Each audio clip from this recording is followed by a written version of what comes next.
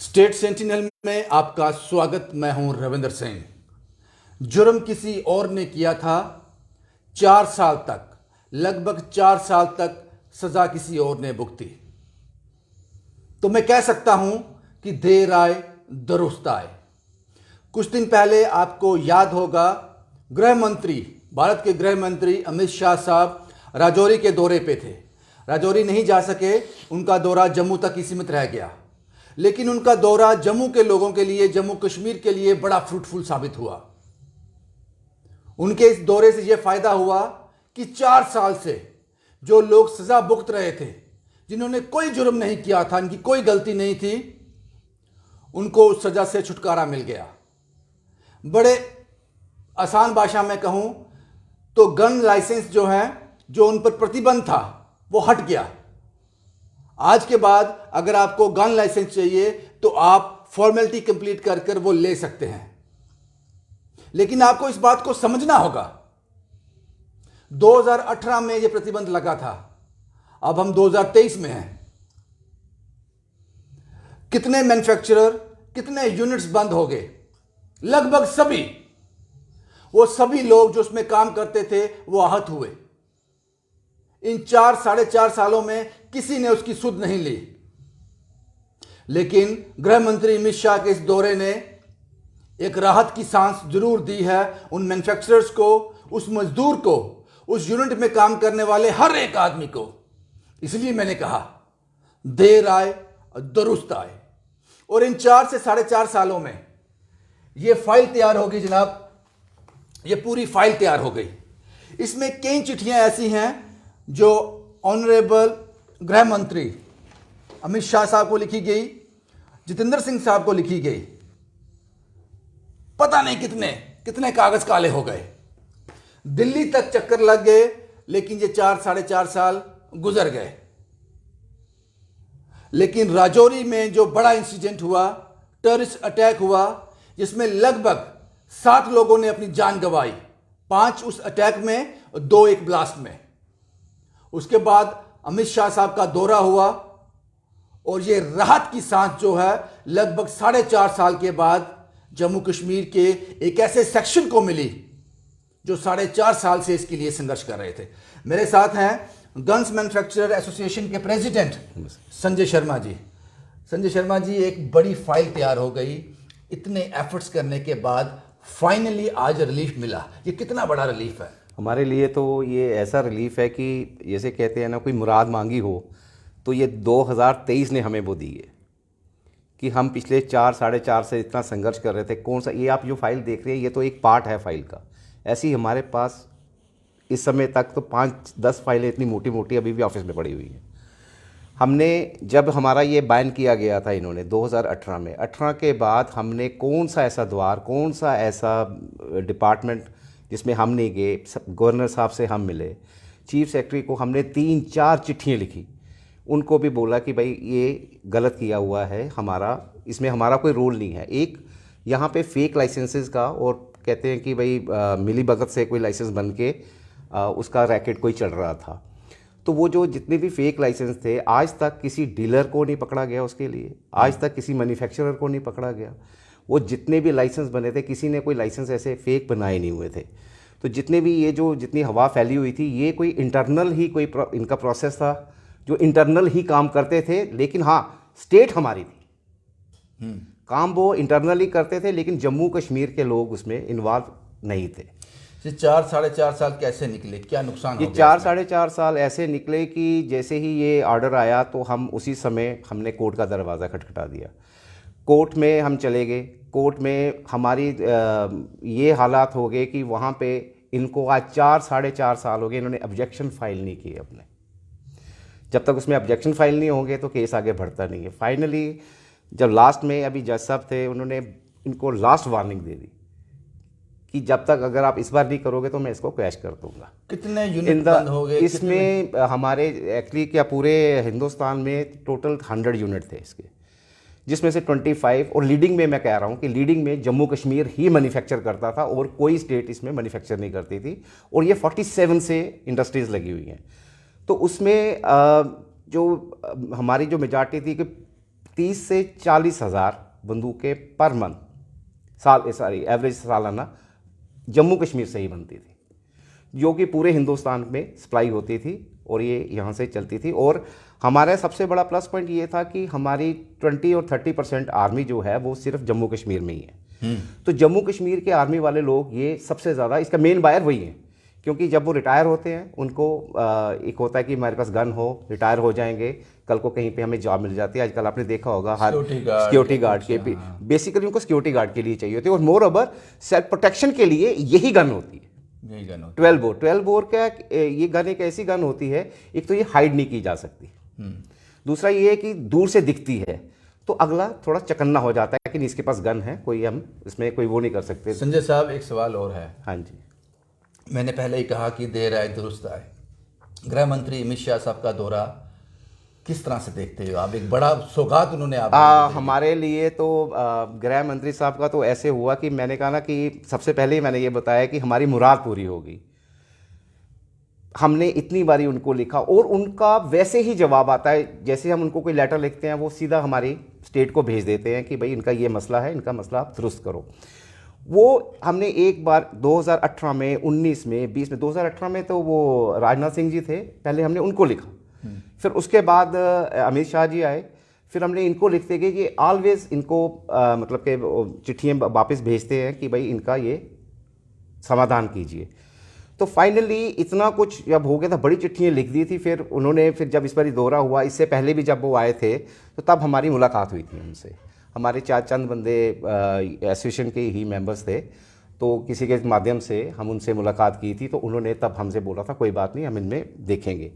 तो उनका बहुत बड़ा योगदान है इसमें, क्योंकि वो खुद भी चाहते हैं, उनको भी पता है कि जो अगर लीगल चीज़ है जो फैक्ट्रियों में बनती है और जिसका लाइसेंस बनते हैं लीगल है, इससे क्राइम नहीं होता। एब्सोल्युटली जो क्राइम करने वाले हैं वो भी घबराते हैं कि जिस घर में जा रहा हूं तो इसके पास हाँ, जो क्राइम करने वाले हैं उनको भी पता होता है कि इनके घर में गन है, भाई कोई पता नहीं, सोच समझ के जाइए। अब जो आपको सौगात मिल गई है, एक बड़ी राहत आपको मिल गई बहुत है, बड़ी, 4.5 साल की जो संघर्ष था उसको विराम मिला है। अब आगे की जो जिंदगी है, आगे का जो काम करने का तरीका है, वो कैसे लाइन अप करोगे? उन सभी मजदूरों को वापस इकट्ठा करना ये नामुमकिन सा है। अब मजदूर तो देखिए, जितने हमारे पास मजदूर थे, मजदूर तो ऐसे भी नहीं थे कि आज रखे हैं कि कल नहीं रखे हैं, उनकी भी पुश्तें ही काम करती थी। ट्रेन लोग थे, वो ट्रेन लोग थे। जब एक बाप है, उसका बेटा भी हमारे पास था और उसके आगे बच्चे भी हमारे पास थे। तो ऐसे काबिल लोग मिलेंगे अब बिल्कुल भी नहीं मिलेंगे। फिर क्या करने पड़ेंगे? फिर हमारे लिए क्या है, मैंने कहा एक ये लड़ाई है, एक अब हमारी दूसरी लड़ाई ये भी है कि वो वर्कर्स हम कहां से लाएं, इतने ट्रेन कोई है नहीं इसमें, ये सारा मैनुअल काम होता है। वो जितने भी लोग थे आजकल वो 85% तो अपने गांव वापस चले गए हुए हैं, और उनके जो बच्चे हैं वो इस लाइन में आते नहीं है, कहते पता नहीं है आज है कल नहीं है, वो कहीं और चौकीदारी की नौकरी कर लेंगे या कुछ कर लेंगे।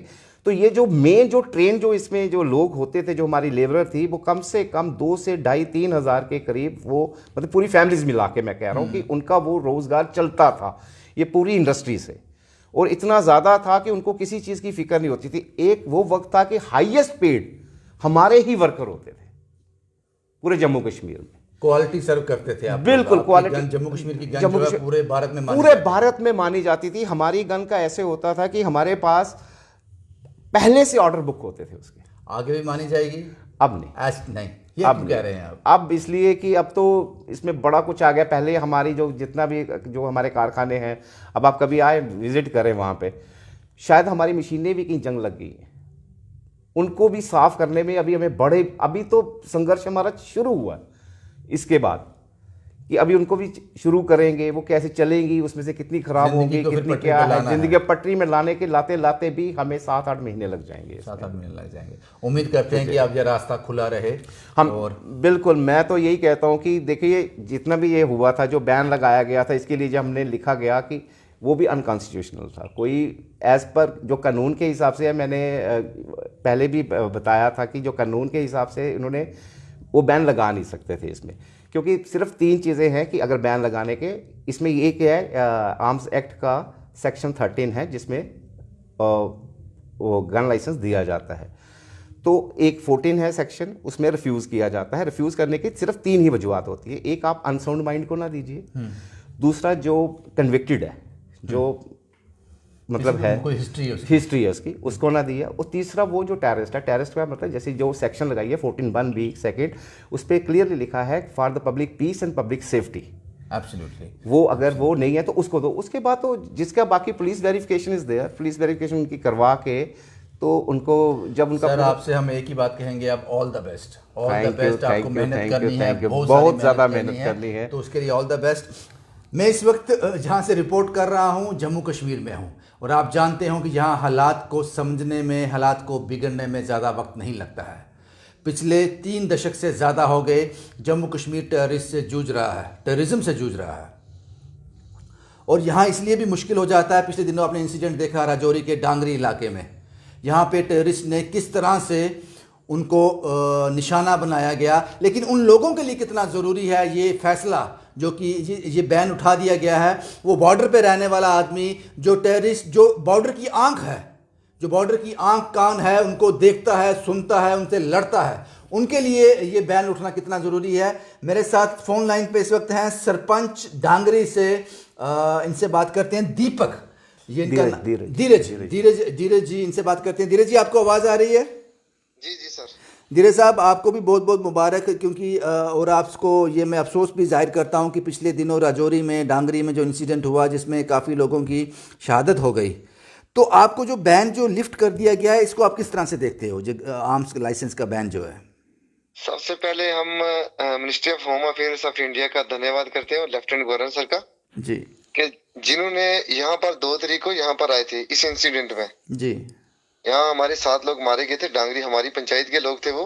जी, और सबसे पहले हमारी मेन डिमांड थी यहाँ पर कि यहाँ पे बीडीसी को एम्पावर किया जाए। अगर आप बीडीसी को वेपन नहीं दे सकते तो कम से कम जो हमारे आर्म लाइसेंस है इनको जो है ओपन किया जाए। तो उन्होंने 15 दिन का टाइम लिखा, 15 दिन के अंदर अंदर आपके लाइसेंस जो है वो जो वैन है वो हटा दिया जाएगा। सबसे पहले हम उनका धन्यवाद करते हैं। और ये हमारे लिए बहुत ही बड़ा रिलीफ है इस समय कि मैक्सिमम जो लोग हैं, हर बंदा चाहता था कि हमारे पास वेपन हो, जी, और वेपन जो है सरकार नहीं दे पा रही थी, वीडीसी के वेपन। जी। तो आज इस ये लाइसेंस जो है हमारे वैन हटने से जो हमारे मैक्सिमम जो लोग हैं वो ले सकते हैं।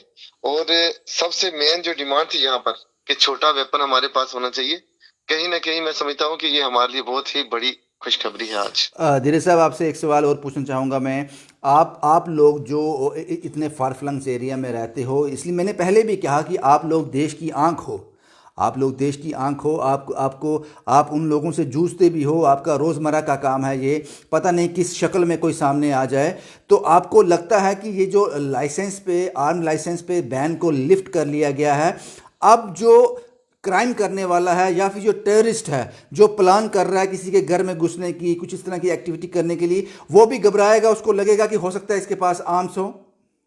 बिल्कुल नेचुरली बात है, क्योंकि अब ये है कि आर्म जो छोटे वेपन ही आदमी ले सकता है, खास करके जो पिस्टल और रिवॉल्वर, जो यहाँ बात है कि हमारे पास जो है 303 है या SLR से, जो हम हर समय तो हमारे पास वो पास नहीं होगी, क्योंकि अंदर ही बस काम भी करने घर के। बिल्कुल, बिल्कुल। तो कहीं ना कहीं जब हमारे पास जब छोटे वेपन्स हमारे साथ होंगे, हम काम भी कर सकते हैं, और इमीडिएटली जब भी हमारे पर कोई ऐसी आने फाने में अगर कोई मुसीबत आएगी तो हम उसका रिप्लाई कर सकते हैं।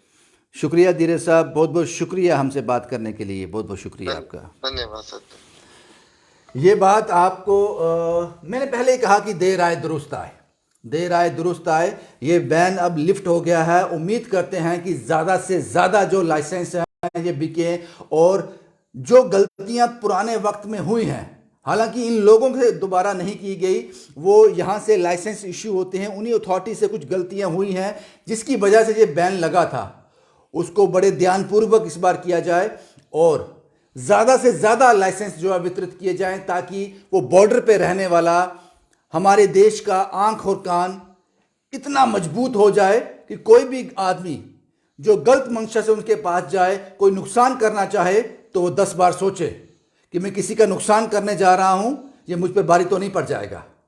शुक्रिया साहब, हमसे बात करने के लिए बहुत बहुत शुक्रिया। Please please. इसमें तो सबसे बड़ा जो प्लस पॉइंट ये है कि इन्होंने बिल्कुल मिनिस्ट्री ऑफ होम अफेयर ने ये सारा आर्म्स का सिस्टम ऑनलाइन कर दिया हुआ है।